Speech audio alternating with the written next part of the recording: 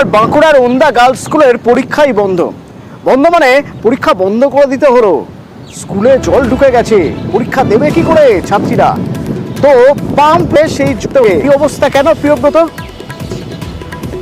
দেখো, অন্ধ্রার যে high school, সেই হাই স্কুলের পাশে যে জায়গা ছিল, ফাঁকা জায়গা, সেখানে কিন্তু বহুতল নির্মাণ হয়েছে এবং সেই নির্মাণের ফলেই কিন্তু এই ধরনের অবস্থা, এমনটাই দাবি করছে স্কুল কর্তৃপক্ষ থেকে স্থানীয়রা। তারা দাবি করছেন যে পঞ্চায়েত যে পারমিশন দিয়েছে সেই সময় দেখেনি যে স্কুলের যে আশেপাশের জায়গা, জল নিকাশি স্কুলের এবং স্কুল ক্যাম্পাসের পাশাপাশি যে হোস্টেল ক্যাম্পাস, সেই প্যাকাশি নালা, সেই নালাকে ডুবিয়ে দেওয়া হয়েছে এই বাড়িঘর করবার সময়তেই। আর সেই কারণে স্কুলের এলাকা, স্কুলের চত্বর এবং হোস্টেল চত্বর জলবন্দী হয়েছে। যে হোস্টেলের যারা ছাত্রছাত্রীরা রয়েছেন তারাও কিন্তু জলবন্দী অবস্থায় রয়েছে এবং স্কুল কর্তৃপক্ষ যখন 11টার সময় স্কুলে আসেন এবং দেখেন যে জলে থই থই করছে স্কুলের চত্বর, তখন আজকে যে স্কুলের পরীক্ষা ছিল সেটা বাতিল করার সিদ্ধান্ত দেওয়া হয়েছে।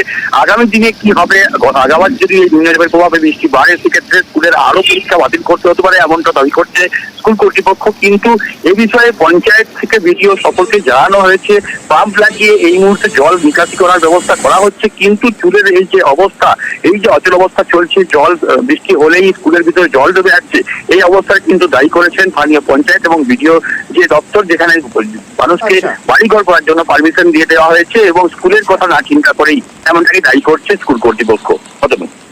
ধন্যবাদ।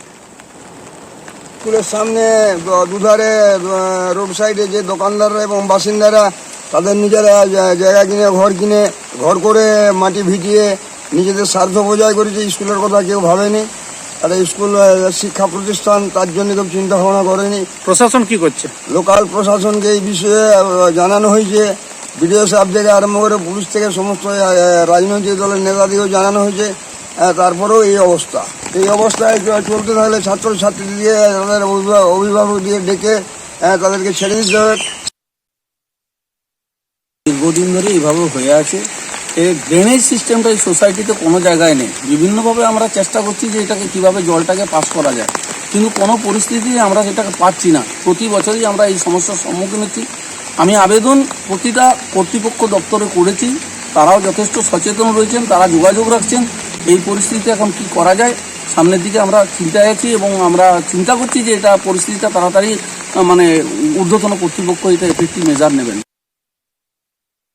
আপাতত আজকে আমাদের পরীক্ষা চলছে, সেই পরীক্ষাটা আমরা ক্যান্সেল করতে বাধ্য হয়েছি। আগামীকাল পরিস্থিতির কিছুটা উন্নতি হলে আবার কালকে থেকে পরীক্ষা শুরু হবে। এই জল বার করে দেওয়ার জন্য আমরা বিডিও সাহেবকে গতকাল মেল করেছি। ডিপিও সাহেব এসএসএম বাঁকুড়া, তাকেও আমরা বিষয়টা জানিয়েছি। উনি বলেছেন লোকাল বিডিওকে আমি জানিয়েছি সেখান থেকে কিছু একটা পদক্ষেপ নেওয়ার জন্য। বিডিও সাহেবের সাথে কথা হয়েছিল, উনি আজকে পাম্পিং করে জলটা বাইরে বার করে দেওয়ার জন্য একটা অ্যাটেম্প্ট নিয়েছেন। পাম্প এসেছে, বসেছে, আমরা দেখছি। সারাদিনের মধ্যে বিভিন্ন প্রশাসনিক দপ্তরে আমরা জানিয়ে কিভাবে কি সুরাহা করতে পারি। সুরাহা তো করতেই হবে, এইভাবে জলমগ্ন অবস্থায় থাকা যাবে। ওদিকে আবার বাঁকুড়ার ধলডাঙ্গায় যাওয়ার রাস্তায় যে কজ হয়ে আছে, সেই কজ হয়ে জলের তলায়। তাহলে এই ধলডাঙ্গা এবং আশপাশের গ্রামের মানুষ তারা কিভাবে যাওয়া আসা করছেন? আমার সঙ্গে রয়েছেন প্রিয়ব্রত এবং প্রতিনিধি। প্রিয়ব্রত, এই মানুষগুলো কিভাবে যাওয়া আসা করছেন? দেখো, যাওয়া আসার জন্য যে অল্টারনেটিভ রাস্তা আছে সেটা হচ্ছে এক্সপ্রেসরের এক পথ রয়েছে, সেখানে ব্রিজ রয়েছে, বড় ব্রিজ, এবং একটা দিকে রয়েছে কিন্তু জলঢাকা থেকে রাজগ্রাম যে ব্রিজ, সেই ব্রিজ দিয়ে যাতায়াত করতে হচ্ছে ঠিকই, কিন্তু এটা ঘুর পথে যাতায়াত। এটা 10 থেকে 12 কিলোমিটার ঘুর পথ এবং স্থানীয় মানুষজন যারা বাসি, আড়ালবাসী সহ জামবনি, দলডাঙ্গা সহ বিভিন্ন এলাকার মানুষজন এবং কৃষিজীবী মানুষ, তারা শহরে আসেন, বিভিন্ন কাজকর্ম সারতে আসেন এবং বাজার নিয়ে আসেন, শাকসবজি যারা নিয়ে আসেন, যারা উৎপাদিত ফসল নিয়ে আসেন, তাদের কিন্তু সমস্যায় করতে হচ্ছে। তারা এই শর্টকাট রুটটা ব্যবহার করেন। এই যে মিনাপুর যে কজওয়ে, এই কজওয়েকে বারবার ধরে দাবি উঠেছে যে এটাকে বড় রাস্তা করা হোক এবং ব্রিজ করে দেওয়া হোক, কেননা বছরের অন্যান্য সময় যখন তারা আসেন তারা কিন্তু সহজে আসতে পারেন, কিন্তু বর্ষার এই 3টে মাস তাদের কিন্তু দুর্ভোগে কাটে এবং সেই কারণে তারা চাইছেন যে কজওয়েকে বড় ব্রিজ করে দিলে তাদের এই সমস্যা দূর হতে পারে। কিন্তু প্রশাসনের তরফ থেকে কোনো রকম নজরদারি করা হয়নি বা এই ধরনের ব্রিজ করার ক্ষেত্রে কোনো অনুমোদন দেওয়া হয়নি। সেক্ষেত্রে এই 3টে মাস তাদের কিন্তু এই কষ্ট করেই 8 থেকে 10 কিলোমিটার ঘুরে তাদেরকে আসতে হয় এবং তার থেকে তারা চাইছেন যে অনবিলম্বে এই ব্রিজ করা হোক, তাতে কিন্তু সুরাহা হবে এইসব গ্রামের মানুষদের।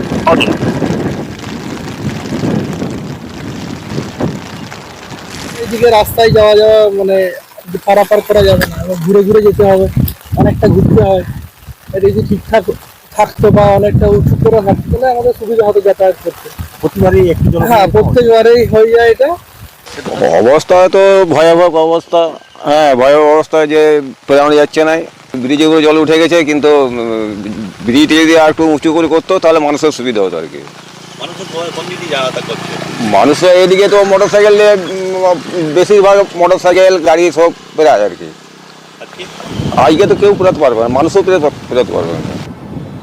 ঘাটালের মনসুকার উপরে বাঁশের সাঁকো ছিল, তো সেই বাঁশের সাঁকোটা গেছে ভেঙে।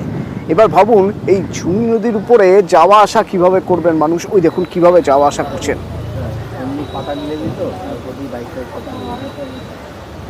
রীতিমতো রিস্ক নিয়ে, জীবনের ঝুঁকি নিয়ে পারাপার করতে হচ্ছে। ওদিকে আবার ঝুমি নদীতে সেতু তৈরির কাজ শুরু হয়েছে, কিন্তু সে কাজ এখনো শেষ হয়নি। এলাকার মানুষ চাইছেন দ্রুত এই সেতুটি হয়ে যাক, তাহলে এই সাঁকো, বাঁশের সাঁকো দিয়ে তাদের আর যাওয়া আসা করতে হবে না, কারণ একাধিক গ্রাম বিচ্ছিন্ন হয়ে গেছে এই বাঁশের সাঁকো ভেঙে।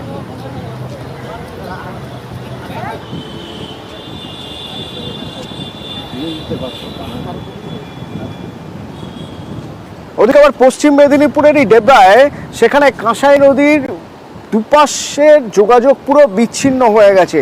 মানে নদীর এপাশে যে গ্রামগুলি রয়েছে আর ওপাশে যে গ্রামগুলি রয়েছে তাদের মধ্যে যোগাযোগ করা সম্ভব হচ্ছে না। ডেবরায় নৌকার ব্যবস্থা করা হয়েছে, কারণ অস্থায়ী একটা বাঁধ ছিল, সেই বাঁধটা গেছে ভেঙে, আর ঝুঁকির পারাপার করছে দুই পাড়ের মানুষ। বাঁশের সাঁকো তৈরির একটা কাজ চলছে, দ্রুত সেই কাজ শেষ করার চেষ্টা করছেন তারা। নৌকার ব্যবস্থাও রয়েছে অবশ্য, পারাপার বলতে এখন শুধু নৌকা।